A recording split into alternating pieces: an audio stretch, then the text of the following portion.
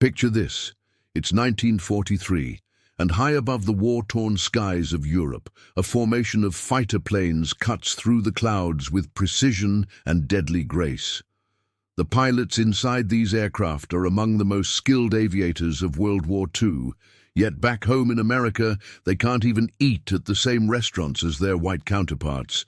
These are the Tuskegee Airmen, and their story is one of the most remarkable yet forgotten chapters of the Second World War.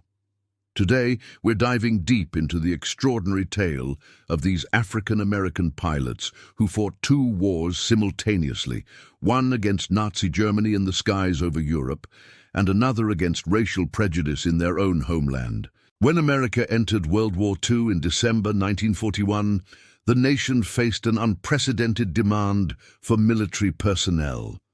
However, the U.S. military operated under strict racial segregation policies that had been in place for decades.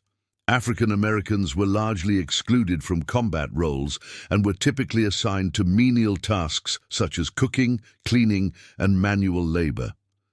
The prevailing belief among military leadership and much of white America was that black soldiers lacked the intelligence, courage, and technical skills necessary for complex military operations, particularly aviation. This racist ideology was so deeply entrenched that it took enormous pressure from civil rights organizations, black newspapers, and progressive politicians to force the military's hand. The breakthrough came in 1940, when the civilian pilot training program was pressured to include historically black colleges. Tuskegee Institute in Alabama, led by the renowned educator Booker T. Washington's successor, Dr. Frederick Patterson, became the focal point of this historic experiment. The military establishment reluctantly agreed to train black pilots, but with a catch. They would be completely segregated from white airmen and trained at a separate facility. This wasn't integration, it was a grudging concession designed to appease critics while maintaining the racist status quo. The military brass secretly hoped that black pilots would fail, proving once and for all that African Americans were unsuited for aviation. The first class of Tuskegee Airmen began training in July 1941, months before Pearl Harbor thrust America into the war. The training was deliberately made more rigorous than that of white pilots, with higher standards and more demanding requirements. The instructors, initially white civilians and later joined by black military officers, pushed these men to their absolute limits. The washout rate was intentionally high, as military officials wanted to ensure that only the most exceptional candidates would succeed. What they didn't anticipate was just how exceptional these men truly were. The training facility at Tuskegee Army Airfield was a world unto itself. Located in rural Alabama, deep in the heart of Jim Crow territory, the base was surrounded by a hostile environment where black servicemen faced constant threats and humiliation. Local businesses refused to serve them, and off-base incidents of racial violence were common. Yet within the confines of the base, something extraordinary was happening. These young men, many of whom had never seen an airplane up close before arriving at Tuskegee, were mastering the art of flight with remarkable skill and determination. The first group to complete training was the 99th Fighter Squadron, activated in March 1942. Their commander was Lieutenant Colonel Benjamin O. Davis, Jr., who would later become the first African-American general in the U.S. Air Force. Davis was the son of Benjamin O. Davis, Sr., the first African-American general in the U.S. Army, and he understood better than most the weight of expectation and scrutiny that would follow every mission his men flew. The 99th was equipped with Curtiss P-40 Warhawk fighters and deployed to North Africa in April 1943, becoming the first African-American fighter squadron to see combat in World War II. Their first missions were met with skepticism from white commanders and fellow pilots. Some white units initially refused to fly with them, believing the racist propaganda that black pilots would abandon their wingmen in combat. This prejudice created a dangerous situation.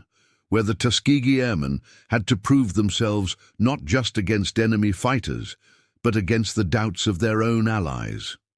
Their early missions in North Africa and Sicily were closely monitored, with every mistake magnified and every success minimized by critics looking for evidence to support their preconceived notions. However, the Tuskegee Airmen's performance in combat quickly silenced many of their detractors.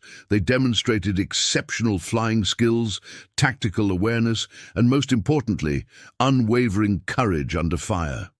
Their first aerial victory came on July 2, 1943, when Lieutenant Charles Hall shot down a German Focke-Wulf 190 over Sicily.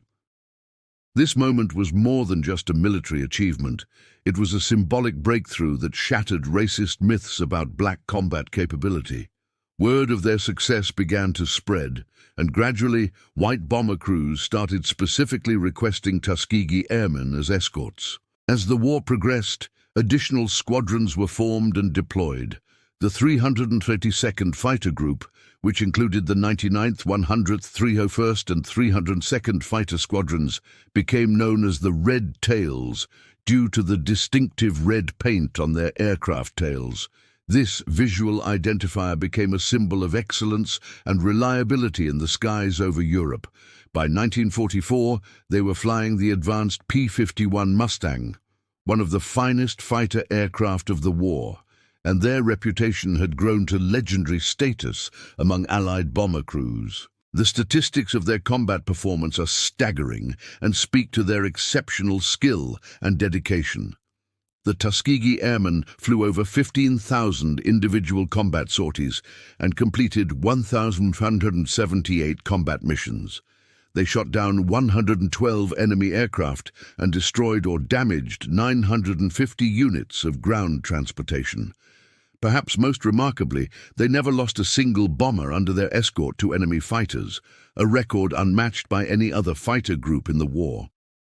This extraordinary achievement earned them the nickname Red Tail Angels from the grateful bomber crews they protected. But their success came at a cost. 66 Tuskegee Airmen were killed in combat, and 32 were shot down and captured as prisoners of war. Each loss was felt deeply within the tight-knit community of black aviators, who knew that their failures would be used as evidence against all African Americans seeking equality in military service. The pressure to perform flawlessly was immense, yet they continued to excel mission after mission. The individual stories of courage and skill are numerous and inspiring. Captain Roscoe Brown shot down a German Me-262 jet fighter, one of the most advanced aircraft of the war. Lieutenant Colonel Lee Archer became the only African-American ace pilot of World War II, officially credited with 4 aerial victories. First Lieutenant Clarence Jameson completed 87 combat missions, more than most pilots flew in their entire careers. These men weren't just fighting for military victory. They were fighting for the dignity and recognition of their entire race. Despite their outstanding combat record, the Tuskegee Airmen continued to face discrimination and segregation throughout the war. When they returned to the United States between deployments, they were forced to sit in the back of trains, couldn't eat in white restaurants, and were denied access to officers' clubs on many bases. The irony was bitter. Men who had risked their lives defending democracy abroad were denied basic democratic rights at home. Some were even arrested for attempting to integrate officers' clubs, creating the surreal situation of war heroes being jailed for seeking the same privileges afforded to white officers who had never seen combat.